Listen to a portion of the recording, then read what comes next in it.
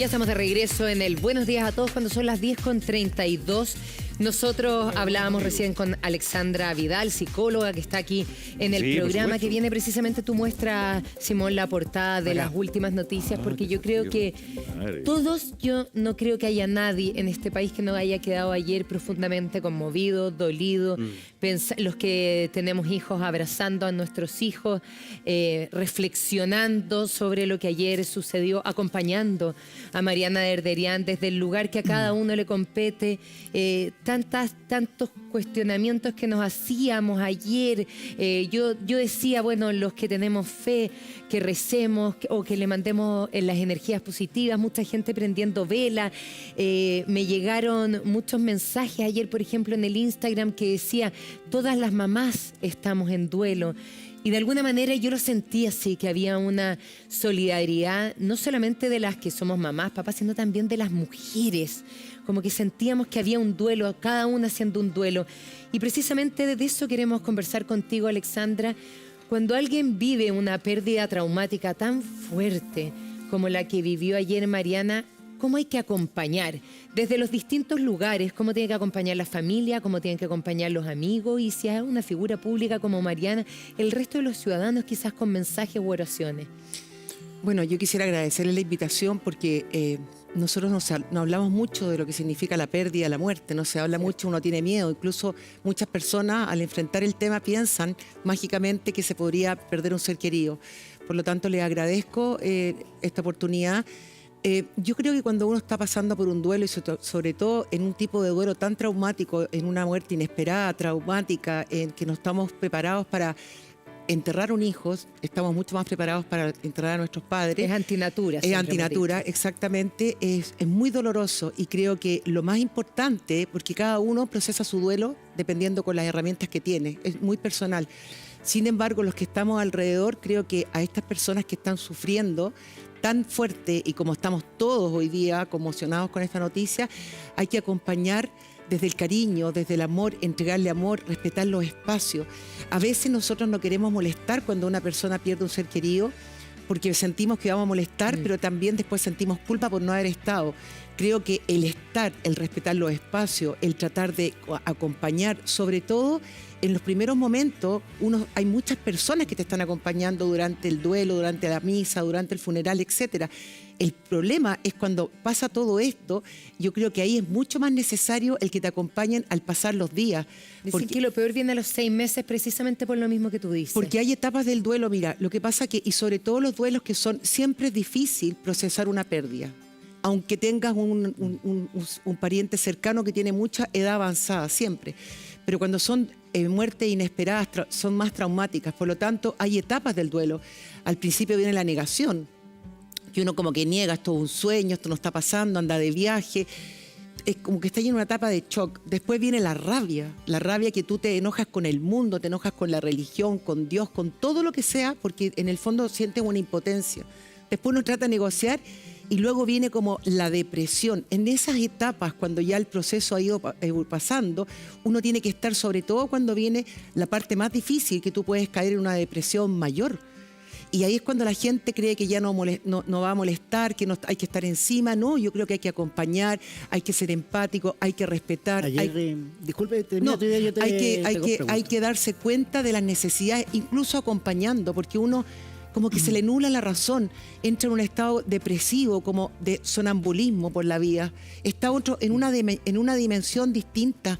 Es bien raro cuando como que uno está disociado, el mundo se siente distinto, mucho más lento, dormimos poco, comemos poco, entonces yo creo que la gente más cercana podría acompañarte incluso solucionando problemas domésticos, que son tan simples. Lo hablábamos ayer, como ir al supermercado. Claro. Cómo preparar una comida. Recordarte de que comas, que de repente a uno se le olvida. Es súper importante. Lo cotidiano. Perdón, María Elisa, claro, tú decías que este proceso a los 6 meses venía lo peor. Tú hablaste de 3 etapas del duelo antes de hablar del acompañamiento. ¿Cuánto dura cada etapa o eso depende de cada persona? Digamos? Mira, normalmente en la fase, o sea, las etapas depende de cada persona. La etapa de la negación es como cuando está en shock, dura un tiempo, no son muy largos. Yo creo que las etapas más largas podría ser la etapa de la depresión y luego ya después viene la aceptación. Porque el duelo, un duelo normal que se procesa dura 1 año, a veces toma 2 años. Después de 2 años pasa a ser un duelo patológico. Con esto no estoy diciendo que se nos va a pasar y vamos a volver, o sea, volvemos a la vida porque tenemos que entender y comprender y soltar.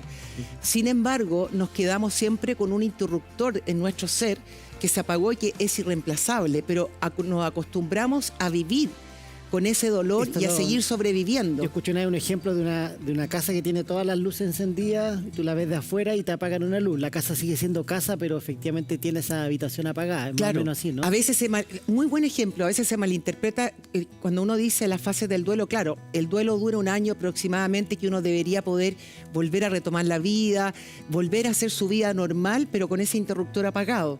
Sin embargo, hay duelos que llegan a ser patológicos porque muchas personas por el nivel de exigencia, el deber ser, tenemos que continuar. Entonces hacemos una negación, lo reprimimos, pero en algún momento te pasa la cuenta. Y hay que tener cuidado porque en el duelo uno tiene que conectarse con el sentir, expresar lo que uno siente, pedir ayuda. Por eso es tan importante, ahí te hacía la pregunta quizás de acompañar a los amigos. Decíamos ayer, en el caso de Benjamín Vicuña, en su libro, en las entrevistas que da, dice que no podría haber vivido el duelo si no hubiera sido porque los amigos lo acompañaran mucho. Y como que se te olvidaba lo cotidiano, el día a día, y le hacían las compras del supermercado, o lo ayudaban en las cosas básicas que muchas veces uno se siente incapacitado en duelos tan potentes o historias vivenciales tan fuertes. Cuando tú tienes un duelo, María Luisa, cuando digo nubla la razón, se te cae el mundo. Sí. Y hay 2 emociones potentes, que es la de desamparo y desolación, que para mí son muy potentes. Y en ese contexto, en este desamparo, en esta desolación, yo creo que lo que te puede dar un poco de contención es el cariño que uno puede recibir de los cercanos, de las amistades, el amor, el cariño. Eso es lo que te puede ayudar a sustentar. ¿Se puede volver a ser feliz después de una pérdida de estas características? Lo que pasa es que la felicidad es tan efímera, son momentos que uno tiene, pero de plenitud uno se acostumbra, te toma mucho tiempo. Eso también depende mucho, por eso es muy personal, claro, de las vivencias y de las herramientas internas que tú tengas, de tu sentido de vida, de la fortaleza interna, de la resiliencia. Hay personas que tienen una vida muy difícil, que lo pasan muy mal, que le ha tocado muy duro y por lo tanto están muy desgastadas emocionalmente y se les hace mucho más grave.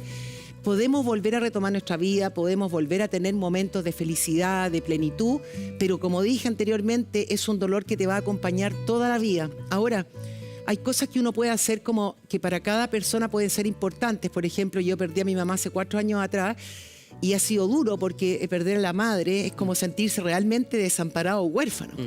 Ahora, no hay un término para cuando uno pierde un hijo. Uno dice, pierdo a mis padres y me siento huérfano, pero cuando uno pierde un hijo, no. Eso es súper importante. Bueno, dialéctica. Pero, por ejemplo, cada uno puede hacer rituales, como uno conectarse con la persona para poder, porque, por ejemplo, para mí, y lo que les digo a mis pacientes, yo siento que mi mamá está siempre conmigo. Y desde que murió yo le prendo una vela y con eso yo me conecto, eso me ayuda a aliviar un poco. Sigo haciendo cosas por ella, comprando una vela, haciendo fila en el supermercado para ir a comprar, etcétera, y me ayuda a estar y no olvidar. En términos del acompañamiento, se viene el domingo, el Día de la Mamá. O sea, es una fecha, pero terrible. Simbólica. ¿Qué tienen que hacer los cercanos en este caso? ¿Tienen que intentar distraer a la persona lo más posible o acompañarla en cómo quiera vivir este dolor? ¿Qué es lo mejor, digamos? Qué buena pregunta, porque en el fondo, tratar de distraer, tenemos que acompañar. Ya. Y acompañar significa estar ahí y hacer lo que sentimos en ese momento. Si en ese momento la persona está muy triste y nos permite, por eso tenemos que leer bien las emociones de la otra persona, abrazarla, contenerla, respetar los espacios, tratar de que exprese su sentir. Porque a veces decimos, sí, va a estar mucho mejor, era lo que tenía que pasar, pero no es lo que queremos escuchar. Queremos solamente quizás un abrazo. El abrazo es tan reparador. Cuando abrazamos, activamos mucho dopamina, serotonina. Entonces, abrazar, estar ahí, respetando el espacio de la persona, pero que la persona sepa que estamos para acompañar. Ahora, difícil, porque viene el Día de la Madre. No, es terrible. Es terrible, o sea, es como, ¿cómo puede pasar algo así? O sea, que justo se dé una contingencia como esta en un momento tan difícil. Exactamente, y por eso encontré linda una frase que quiero leer que puso psicólogo Vargas, que dice: luego de ser madre, el dolor de otra madre se vuelve propio, porque compartimos en común algo que solo una madre puede sentir, y me reflejo en su amor y me reflejo en su dolor. Quiero que compartamos y conversemos de esa frase, pero antes